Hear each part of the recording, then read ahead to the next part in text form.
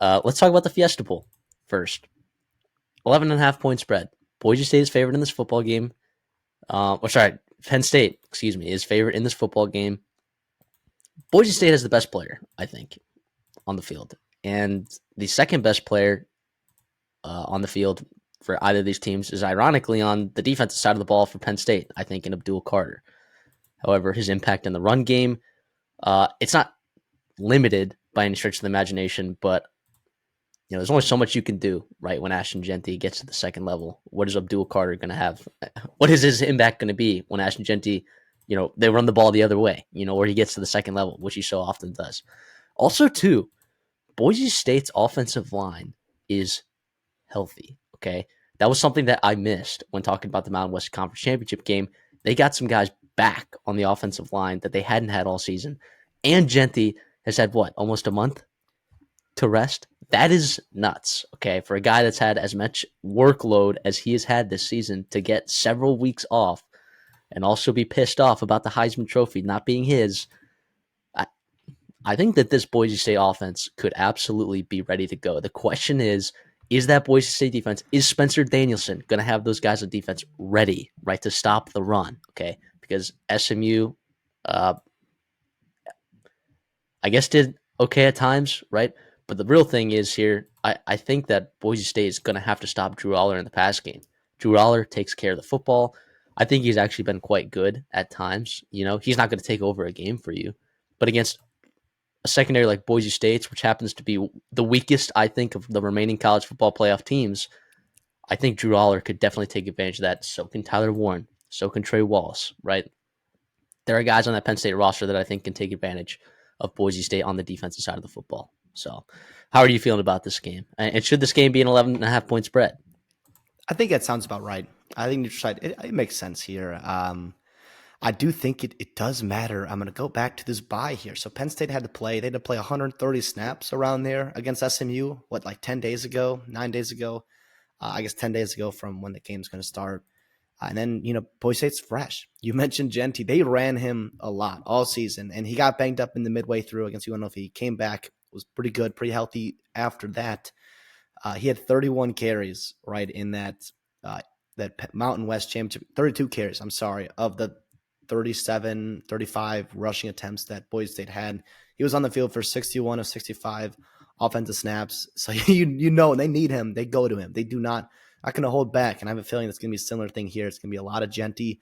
And what I'm interested here is everyone knows that, right? And it's going to be all week long. It's going to be part of the game plan.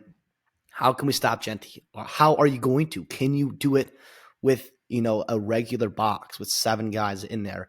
Or do you have to add an 8th? And are you putting your corners and secondary in liable spots? And does Maddox Madsen have the ability to take advantage of that if that does become the case, right? Matt Lauder, you got Cam Camper.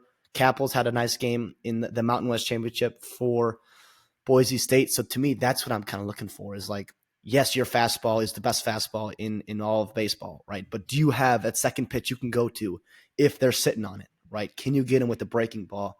And that's going to be what's going to decide this game. I really wanted to go Penn State under, Boise State team total under in this game.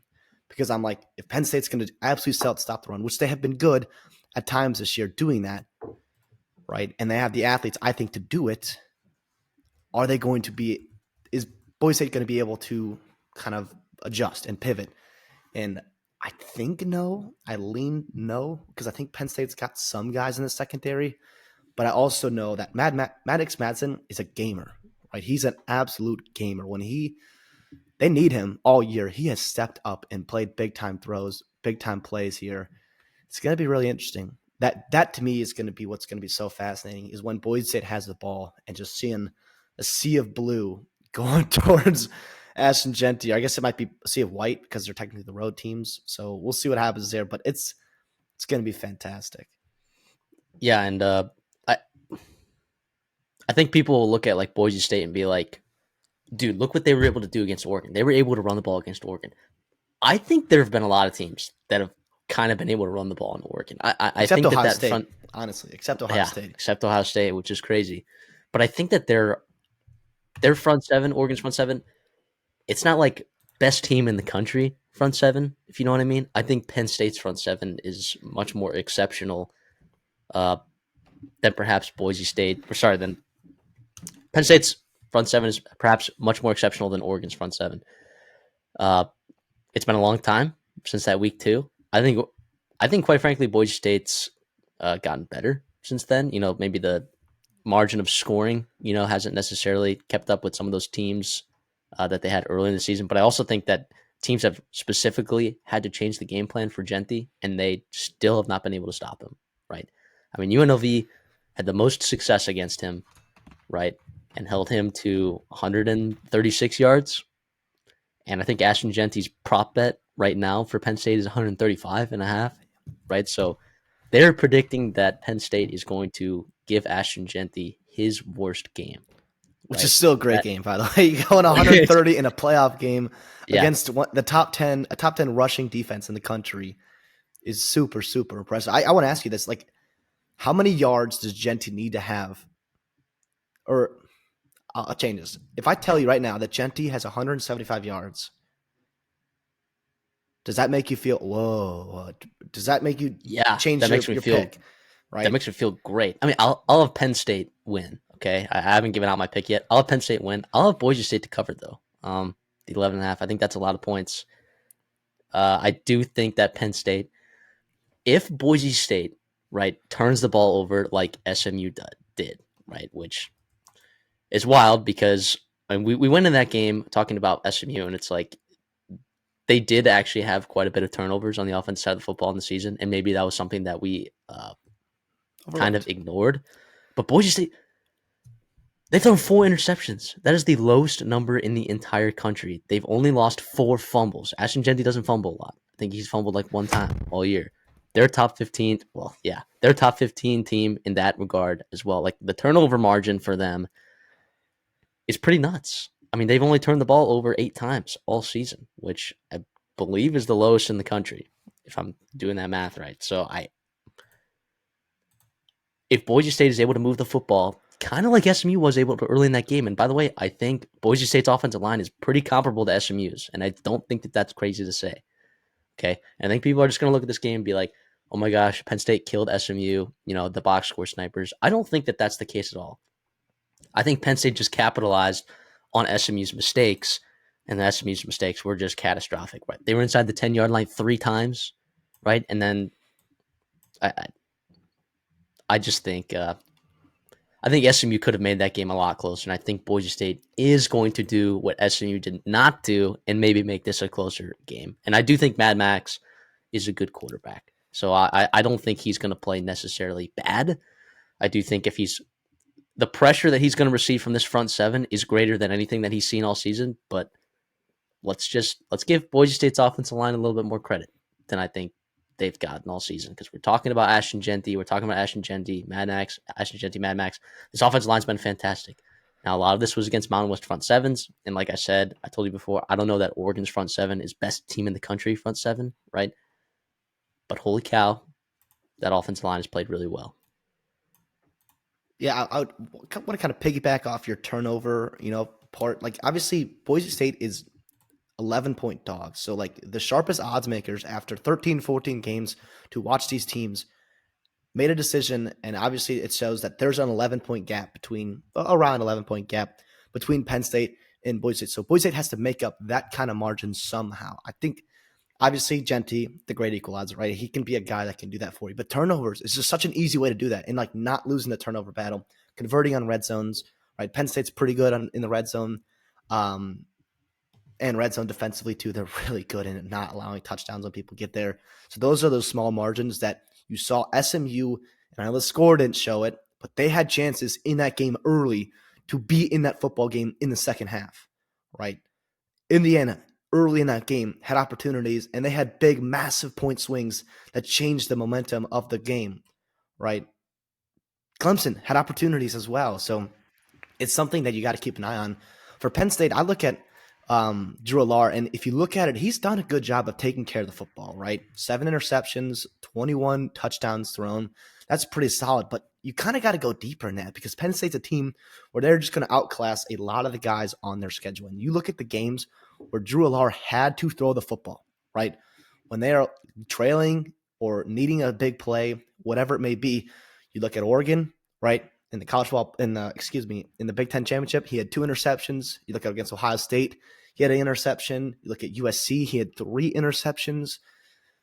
Yeah, that's tough. And even Bowling Green, right? Early in the season when Allard had to, they had to kind of come from behind that game. He had an interception, that one as well. So that could be a spot here. I know Boise State's secondary is not elite, but they got good pass rushers. They do. And I think you can get to Allard and affect him. You pressure him like every single college football quarterback, he's going to make mistakes. Bad things are going to happen, right? And when you do pressure him, you have to get to him. You cannot let him scramble. He does a good job at times of picking up first downs or even extending plays and seeing what can happen there. Yeah, his pocket awareness is pretty solid. Yeah, well, yes, but my point is, like, you let him sit back there all day, like, bad things are going to happen for your secondary, right? Right. I'm not saying you have to blitz, but I'm just saying you have to get some kind of pressure for him because your cornerback and your secondary is probably not good enough to just guard Tyler Warren one-on-one or to get schemed up all their guys open for you. Yeah, I do think. Well, let me ask you this: like those games you talked about where they go down early, right? The USC game, they won that game, right? Bowling Green, they ended up coming back and winning that game. The year before, remember Indiana was up in that game, and then Drew Allard came back and won that game. Now here's the difference, okay? Those 3 teams can't run the ball like Boise State can. Like Boise State is a team that will suffocate you if they get a lead. Look what they did to UNLV in that Mountain West Championship game in that second half. Yeah, suffocating, right? Forcing Hajj Malik Williams to make plays through the air, and unfortunately, he was not able to do that, right? Plus, also, they did a good job boxing up Ricky White in that game for the most part, So I think Boise State has seen elite talent, at the receiver spot, not necessarily at the tight end spot. That Tyler, but they've gone against really good players, particularly receivers. Now, I guess Jalen Royal in that Utah State game, he absolutely shredded Boise State's secondary. So there is spots for that to happen, right? But I'll say Jalen Royal is probably a better football player than Trey Wallace is, right? Yes, but Tyler Warren is better than anything that they've played against this year. Well, yeah, because even the Oregon guys, the Oregon Johnson's guys, good. Well, yeah, but they just, Warren, you could be in the right spot for him, and it doesn't matter, right? It just literally doesn't matter, or he can break 3 tackles and just keep going. I want to ask you this here: Genty versus the 2 running backs, K. Allen and Nick Singleton, right? Obviously, like the edge goes to Genty because only one person can carry the rock at one time, right? But it's going to be nice for Penn State to, even though they have recently played in the Big Ten championship game, they can be a little bit fresh because they are rotating backs.